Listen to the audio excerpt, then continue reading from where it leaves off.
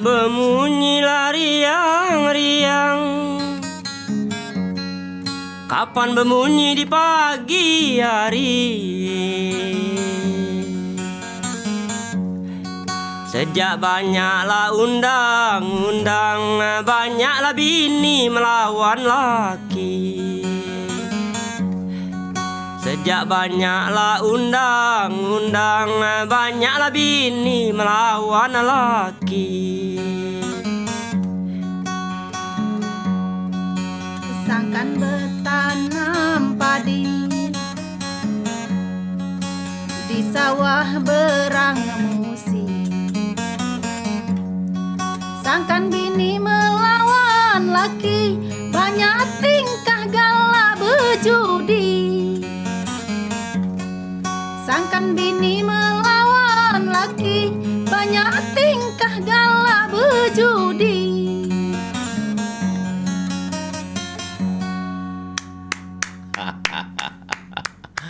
Jeffrey, sangkan kau dilawan bini karena Jeffrey galak berjudi. Selamat sore Jeffrey dan Henny. Kita sapa pemirsa dulu. Halo pemirsa, Assalamualaikum warahmatullahi wabarakatuh. Selamat sore di podcast TVRI Harmoni. Kami senantiasa menemani Anda di sore hari ini dengan berbicara dan berbincang masalah musik, masalah seni dan lain-lain di Harmoni ini. Kali ini kami telah mengundang dua orang pelaku seni Batanghari 9. Musik Batanghari 9 ini memang konon kabarnya ada di mana-mana, tetapi Sumatera Selatan memang dikenal dengan musik Batanghari 9. Bahkan sudah langka, pelakunya sendiri sudah langka karena terhendus dan tersaingi dengan genre-genre musik lainnya yang ada di tanah air. Kami akan berbincang mengenai tema musik Batanghari 9 dan tantangannya. Jeffrey adalah pelaku seni Batanghari 9, kemudian beliau juga pencipta lagu, musisi juga, pemetik gitar tunggal, sementara pendampingnya adalah Henny. Assalamualaikum Jeffrey. Waalaikumsalam. Sehat selalu. Sehat. Henny apa kabar? Baik, Masih seperti semula. alhamdulillah. Henny berapa usianya nih? 48. 48 tahun ya, Iya. masuk 49. Masih terbilang muda beliau ini untuk bergelut di bidang musik Batanghari 9 ya. Jeffrey sendiri berapa usia sekarang? Sudah 52. Tapi Jeffrey ini sudah menelurkan ada saya ingat ada 5 album kalau tidak salah ya. Benar 5 album. Pasangannya beda-beda dan Beda-beda. terakhir dengan Henny ya. Iya. Yang sempat viral itu kaos lampu katanya. Iya, dengan Desi Melvia tuh. Desi Melvia. Desi Melvia. Iya. Sempat viral juga. Iya. Nah, saya ke Jeffrey dulu. Saya ingin tahu dia sejak tahun berapa Anda menggeluti dunia musik di Batanghari 9 ini, Jeff? Sejak tahun 1990 sudah mengenal musik irama Batang 9. Mengenal Iya. dan langsung masuk ke situ. Iya. Atau senang mengenal dulu kemudian baru masuk ke ranah profesionalnya begitu. Mengenal dulu itu. Mengenal dulu. Iya. Kemudian konsennya ke situ, ke dunia rekaman atau dari panggung ke panggung tahun berapa? Itu dari panggung ke panggung itu sejak melok almarhum Sailin. Oh, Iya. almarhum ini Iya, Sailin, Sailin, iya. senior Batanghari Senior. 9. Iya benar. Umur berapa tuh? Sejak umur 8 tahun melok beliau. Ikut Sailin. Itu bagaimana ceritanya bisa ikut Sailin? Dulu dari Sailin kan dari Palembang, sementara Anda kabarnya dari asli Muara Enim ya? Iya dari asli Tanjung Raja. Tanjung Raja, oke. Tinggalnya di Marinim dulu. Oh, tinggal Muara Enim. Nah, kenalnya dengan Sailin? Nah dulu kan waktu itu di Palembang di Kertapati pernikahan Mamang dulu. Oh. Nah iyalah kita Awal Mayung tuh pertemuan. nanggap Sailin. Nah sudah nanggap Sailin tuh inti singkat cerita uji Sailin aku nih berjalan di Sailin. Jarum masih kecil kan umur 8 tahun kelas 2 SD. Uji Sailin anak siapa nih? Yo anak untuk najatan lain yo. Sudah aku angkat anak be. Karena Anda nyanyi waktu itu mungkin? Iya. Oh. Diajaknya melok. Ayo pantunan ayam cakar-cakar baru pacak, belum pacak nih kan istilah tuh baru pacak. Nah disalin sudah kalau itu jadi anak aku be. Sudah sampai sekarang. Salah. sampai sekarang dari berkat bimbingan almarhum itu Anda menjadi profesional di bidang. Itu panjang cerita tuh menadis panjang ya karena durasi kita cuma 30 menit. Kalau Anda cerita seluruh 3 tahun udah habis. Ya. Tapi kemudian Anda bisa menciptakan dan lagu-lagu 5 album itu konon kabarnya Anda sendiri yang menciptakan. Benar. Itu terinspirasi dari mana lirik-liriknya? Kan itu... ini kalau maaf saya potong dulu. Kalau Batang Hari 9 itu kan liriknya berpantun ya. Iya. Prosa ya, pantun ya. Iya benar. A B A B. Nah itu. Nah itu inspirasinya dari mana? Atau melihat suasana misalnya seperti saat ini era corona diciptakan lagu itu. Itu spontan itu. Oh spontan. Iya, misalnya di dalam ruangan ini kan ini bisa jadi lagu ini. Oh gimana? Coba misalnya tanpa musik. Iya. Coba inspirasi Anda melihat siapa? Cewek-cewek misalnya atau kru-kru yang saat ini bertugas. Istilah bersusun cangkir ada 3 kan. Oh gitu. Adik sedang mutu kami. Nah, asal dusun dari Tanjung Raja, mak ini ada di Palembang Kertapati. Oh, itu jadi lagu. Spontan jadi. Oke. Ini Henny, saya beralih ke Henny dulu. Ini tahun berapa Anda menggeluti atau terjun langsung ke seni Batang Hari 9 ini? Itu kira-kira tahun 2005. Tahun 2005? Iya. Sebelumnya Anda memang mengenal musik Batang Hari 9 ini? Kalau mengenal tuh dari kecil memang hobi. Hobi mendengarnya. Oke. Dari SD tuh udah ada bakat. Oh, sudah inginnya ke situ. Tapi tari lagu daerah. Nah, sementara usia Anda, ini Anda lahir tahun berapa? Sekitar tahun 80-an kali ya. Dunia Anda ketika itu kan bersaing dengan anak-anak kecil yang hobinya lagu-lagu pop atau musik-musik dangdut lainnya. Kok kenapa Anda langsung melirik di lagu-lagu daerah? Mungkin itu sudah takdir juga ya dari Allah ya. Satu mungkin jiwanya tuh ke situ. Oh, jiwanya ke situ. Jiwanya ke lagu daerah. Kalau dangdut tuh hobi, tapi lebih dominan ke lagu daerah. Oh. Konon kabarnya dulu Anda juga mengenal Sailin dulu ya. Ada dulu almarhum Paud ya. Paud itu Bali yang dari Pendamaran. Iya, Paud dari Pendamaran. Anda sempat kenal lah dengan Paud dulu? Kenal. Ya, konon kabarnya dia itu adalah suhunya Sailin juga ya. Gurunya Sailin ya. Oke. Nah, kembali kita ke topik tema. Musik Batang Hari 9 dan tantangan. Nah, ini kita berbicara tentang tantangan. Jadi Anda profesional sebagai praktisi di sini, pelaku seni Batang Hari 9 itu sendiri. Bagaimana Anda kan bersaing di job-job musik-musik lain ini? Nah, apakah tetap ada pangsa pasar di situ yang tidak akan tersaingi dan terkalahkan, atau justru dari tahun ke tahun semakin berkurang orang yang menanggap atau memberikan job Batang Hari 9 ini? Itu dari tahun ke tahun itu biasa-biasa Pak. Biasa. Stagnan ya, berjalan di tempat ya. Bisa berapa kali dalam 1 bulan? Dalam 1 bulan itu kadang-kadang 8 kali. Oh, 8 kali. Bisa dikuatkan dikit, semangat dikit suaranya gitu. Jangan kelemer. Karena saya sanksi bicara 8 kali itu seakan-akan prihatin. Iya. Pingin ditambah. Kalau bisa dalam 1 bulan 18 kali gitu ya. Benar. Kalau dia nyebut 8 kali itu kan nadanya prihatin nih. Ini sendiri setiap manggung menemani Jeffrey. Ya. Sebelumnya terutama dengan PAUD dulu. Asal mulanya itu dididik oleh PAUD. Oh, Bang PAUD dulu ya. Bang PAUD, almarhum ya. juga kayak. Ya, almarhum. Setelah lepas dari PAUD ya kenal sama Jeffrey. Tahun berapa nih? Sama PAUD di 2005. Anda selalu gonta-ganti pasangan di musik ini ya? Yang almarhum Maria Ulpa dulu. Yang Korea. Iya. Oh. Tapi di zaman Sailin aku sudah sering menyanyi sama Siti Rohma, Jack Nisa. Iya, maksud saya gonta-ganti pasangan terus di dunia tarik suara yang Batanghari 9 ini. Iya, benar. Tidak ada hambatan untuk warna vokal mereka walaupun gonta-ganti. Tidak. Ada kan seperti musisi ini misalnya, dia paling kesulitan mencari warna vokal untuk duet, untuk mencarikan pasangan. Katakanlah Raja Dangdut, dia selektif banget. Nah, bagi Anda tidak mengalami sulitan itu? Tidak. Warna vokalnya tetap.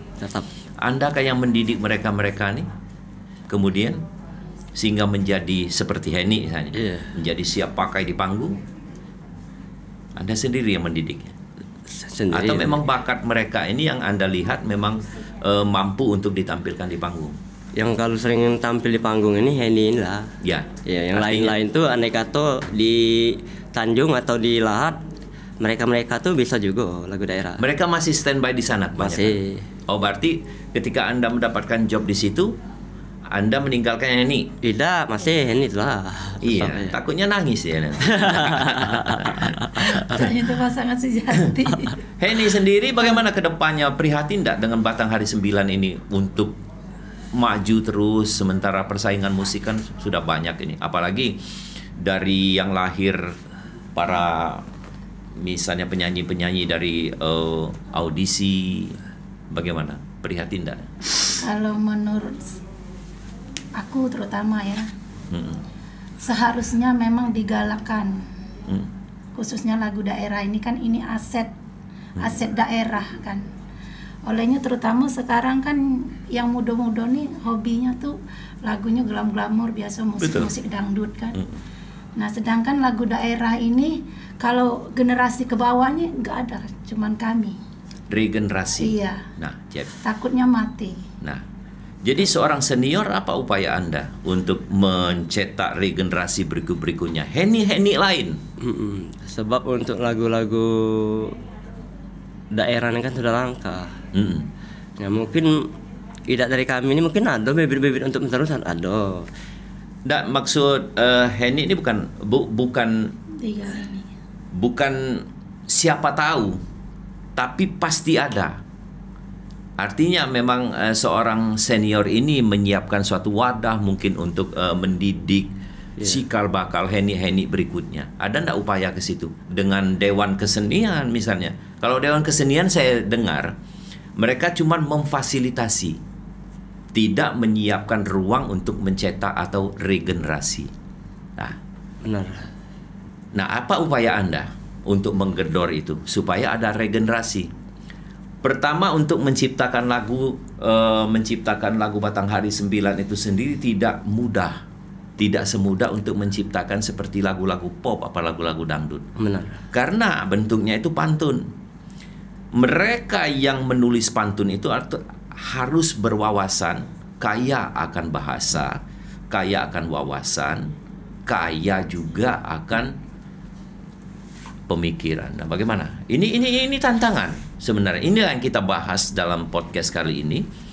Musik Batanghari 9 dan tantangannya. Bukan saja menghadapi genre musik lainnya, tetapi melahirkan regenerasi lainnya itu. Ada enggak upaya kita, Jeff? Untuk sekarang ini belum ada. Belum ada, belum terpikirkan. Cuman untuk di Tanjung Inim kalau kita konsultasi ke sana bisa. Di Tanjung Inim. Iya. Artinya sudah ada wilayah yang memang menggalakkan ini sehingga walaupun tidak ada wadah khusus, mereka langsung teradopsi langsung seperti Henny tadi kan? Iya. Cuman mencintai akhirnya jadi pelaku. Iya. Pelaku seni itu juga. Itu di Muara Enim. Di Tanjung Inim. Di Tanjung Inim. Iya. Dari kacamata Anda sendiri melihat di daerah lain ada enggak ini? Untuk sekarang ini sebagai guru pelatih seni daerah ini Kartini di Tanjung Inim. Tanjung Inim. Iya. Di Palembang ada enggak ini? Belum ada. Inilah yang menjadi perhatian. Nah, Anda sendiri sulit enggak untuk menghafal lagu misalnya dari Jeffrey, atau Anda sendiri saya dengar juga bisa menulis lagu daerah ini? Insya Allah. Kalau soal lagu itu kita bukan seperti lagu dangdut. Ya, betul. Menghafal. Lihat buku kita langsung hafal. Tapi kalau ini namanya pantun bersahut. Iya, gayung bersambut ini. Jadi kalau pantun bersahut itu di luar kepala. Spontan. Apa yang dipantunkan kita harus balas. Jadi pemikiran itu harus fokus. Dan maksudnya gini, memang ini pantun bersaut. Artinya sudah dibuat Jeffrey enggak lirik-liriknya itu untuk dihafalin. Enggak, itu dari luar kepala. Ketika di panggung spontan, Ya, spontan. Langsung gitu. Apa yang dikasih kita balas itu. Ya, gini kan, ini tantangan lagi sebenarnya ini. Di samping Anda bisa mencari seorang Henny lain mungkin, karena warna vokalnya memang cenderung ke lagu-lagu pop, ke daerah. Nah, ini IQ-nya juga harus, gimana ini? Itu tadi saya bilang kan, Anda mengalami kesulitan enggak untuk mencari pasangan? Itulah yang sulit tuh. Untuk sekarang ini taruhlah Ada Henny. ada Henny. Henny lain itu sudah Anda lirik belum? Ada enggak? Mungkin kagak ada yang untuk dilatih ada. Minum dulu sebelum ada kemungkinan. Ya. Saya kira mungkin ada ke depannya kayak ini. Jadi Anda juga prihatin, Anda juga melihat di pasar di lapangan ada nggak yang kadang-kadang kan ketika Anda manggung mungkin Anda berbalas pantun, ada yang memberi warna lain misalnya dengan pantunnya, itu ada nggak nih? Ini sangat sulit memang. Ada. Itu tapi di daerah-daerah, tapi udah tua-tua. Kalau generasi muda nggak ada. Itu ya. Iya, nggak bisa deh, nggak bisa. Memang kalau sistemnya apalagi satu lagu itu memakan durasi sampai 10 menitan ya.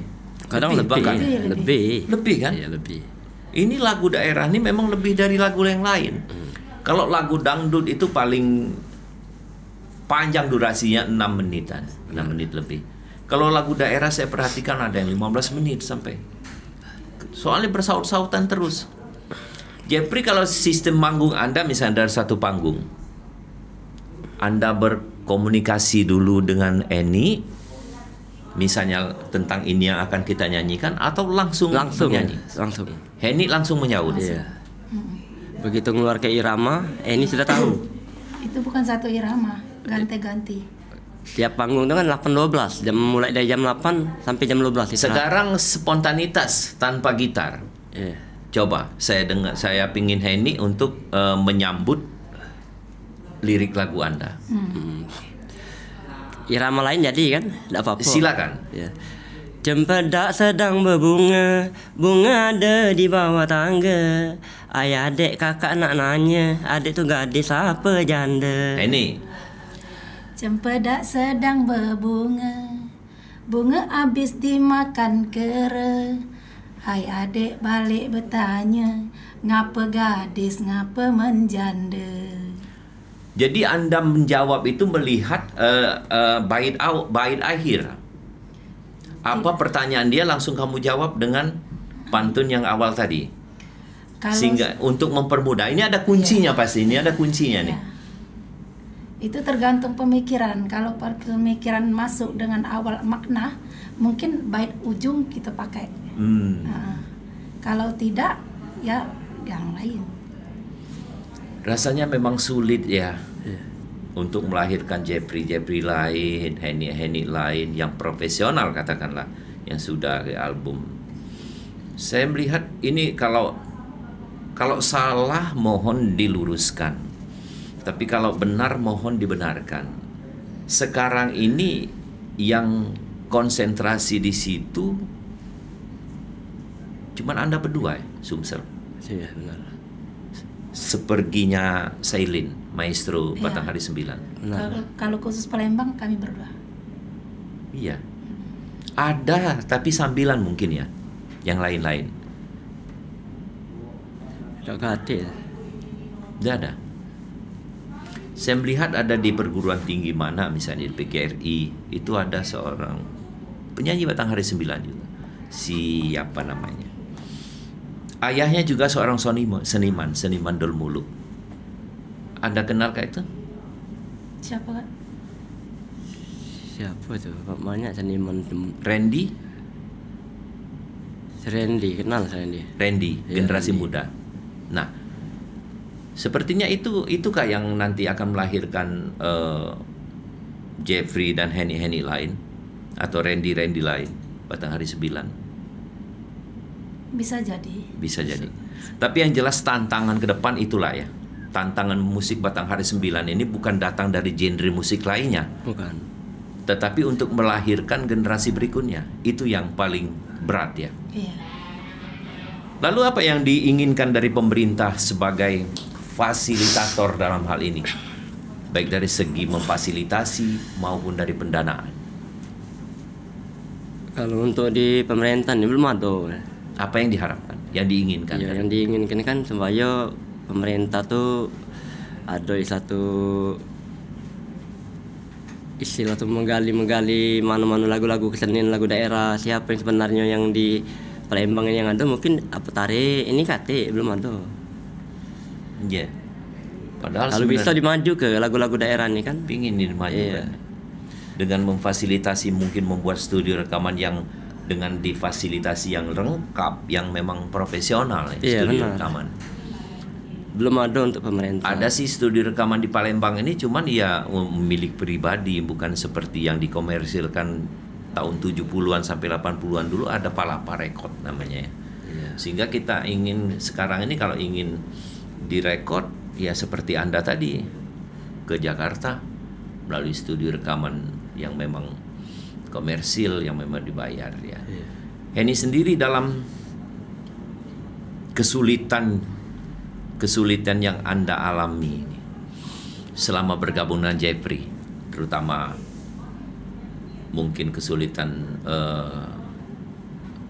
apa yang Anda alami? Kalau kesulitan tidak, cuman kalau kesulitan pulang pergi kalau jarak jauh, nah mungkin itu, tenaga waktu. Transportasi ya. Transportasi. Lebih dari akomodasi itu yang Anda yang mempersulit. Tapi sejauh ini tetap bahan-bahan untuk lagu-lagu itu tidak akan pernah habis ya. Insya Allah. Tidak akan pernah habis. Terutama dari luar kepala. Iya, terutama dari dedengkotnya ini yang memancing. Ini kan memancing, Anda sendiri yang terpancing ya, memancing terpancing. Pernah enggak suatu di sebuah panggung Henny dulu yang menjadi pemancing, Anda terpancing? Pernah. Atau musik lagu daerah itu memang didahului dengan gitarisnya? Tidak melalui kita. Kadang-kadang langsung ini jadi sama baik. Tapi kebanyakan dari kita. Dari kita. Iya. Bukan Henny yang memulai. Bukan. Oke, sejauh ini hajatan-hajatan apa saja yang Anda penuhi dalam permintaan untuk Batanghari 9? Apakah dengan wedding atau perkawinan atau dengan hajatan-hajatan lain? Ada? Pokoknya yang sudah pernah di alam ini seluruh masuk hajatan lah, jangan sampai kematian. Iya, yang menyelamat ke rumah, yang sunatan, yang merhabah, yang perkawinan, pokoknya yang tekato. Bahkan umroh juga. Iya, yasin-yasin juga. Yang penting jangan sampai kematian itulah. Tapi kalau ada job kematian, mau juga? Tidak. Kok nggak mau? Ada agama tertentu yang justru kematian itu dia melantunkan musik, tapi lagu-lagunya tentu lagu-lagu rohani bagi mereka. Iya kan, ada. Kalau kita mungkin tahlilan. Ya. Henny, apa yang ingin saya tanyakan dengan Henny ini sendiri ya, tentang kesulitan dia sudah mengakui bahwa regenerasi berikutnya ini yang mereka alami. Apakah anak-anak sudah ada anak?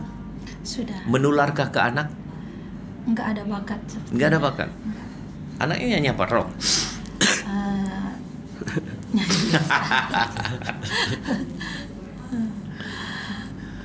Apakah dalam keinginan Jeffrey ke depan ingin membuat satu show atau road show, menginginkan ada donatur tertentu untuk road show mana-mana? Inginkah itu untuk lebih menguatkan lagi eksistensi dari Batanghari 9 ini? Ingin lah. Kalau kita nih ingin lah Pak, cuman ya ada katik nak mendukung ini. Ada yang mendukung. Amin. Kontak personnya kan ada sudah. Iya. Berapa kontak person untuk menghubungi Anda? Nomor WA atau HP Anda? Di 0 berapa? Di 00 sudah disebut. 0813 Ya, disebutkan. 0813 69 1717 05. Oh ya, sudah ada di layar. Iya. Di layar TV ini, jika Anda ingin mengajak kerjasama atau ingin memanggil Henny dan Jeffrey, cukup dipanggil di 0813 tadi ya. Saya menginginkan ada roadshow sebenarnya, mengenalkan kembali Batanghari 9 ini kepada publik, terutama masyarakat Sumatera Selatan. Agar apa yang menjadi tantangan yang diungkapkan Jeffrey tadi ya bisa kita tanggulangi, bisa kita halau, bisa kita selesaikan dengan baik. Karena memang betul, dulu kita ada di tahun-tahun 90-an bahkan masih kita dengar ada pelajaran tentang sastra bahasa Indonesia. Di dalam sastra itulah kadang-kadang kita bisa menulis pantun. Nah sekarang ini tidak ada lagi. Jadi inilah yang cikal bakal menambah beban dari lagu Batanghari 9 ini untuk tidak eksis lagi, karena generasi-generasi berikutnya sulit untuk membuat pantun. Benar? Benar. Sementara lagu-lagu Batanghari 9 ini penuh dengan pantun. Harus pantun bersaut kata Heni tadi. Ya harus. Benar kan? Benar. Iya. Alangkah besak gelas itu, gelas dari TVRI. Alangkah cantik gadis itu, sayangnya sedikit nak aku dekati dia berlari. Misalnya macam itu. Kena tak pantun itu kira-kira? Oh. Iya, tak kena omong jauh, tak kena sini. Coba kau balas nih. Masih ada 2 menit lagi nih. Bersejar. Jadi jangan pula nak diminumi. Kalau diisi air kelapa. Jangan pula nak dikejari. Tunggu bayar dia jando. Nah, kan masuk tepuk tangan dalam nih, tepuk tangan dulu ya, rame. Mak mano nih kira-kira nak ngarah ke aku nak selalu nak ngejuk jando terus. Sekali-sekali gadis. Ada lagi istilah tuh putih-putih bunga padi. Masih putih bunga melati. Alangkah senang rasanya hati tak pacak tampil di TVRI. Ini banyak sebenarnya penonton ini, cuma tertawa tidak lepas, tepuk tangan ragu-ragu. Karena ketika mereka tertawa, kita tagih duitnya dulu. Ya, dalam melengkapi fasilitas, kalau dulu di zaman dulu sebelum ada sound system, mereka sebenarnya pelaku seni Batanghari 9 ini membawa gitar sendiri, membawa mic sendiri, membawa sound system sendiri. Nah untuk sekarang cukup gitar kah dibawa? Iya, cukup gitar ini ya. Oh, sementara sound system dari tuan rumah. Tuan aja tahu.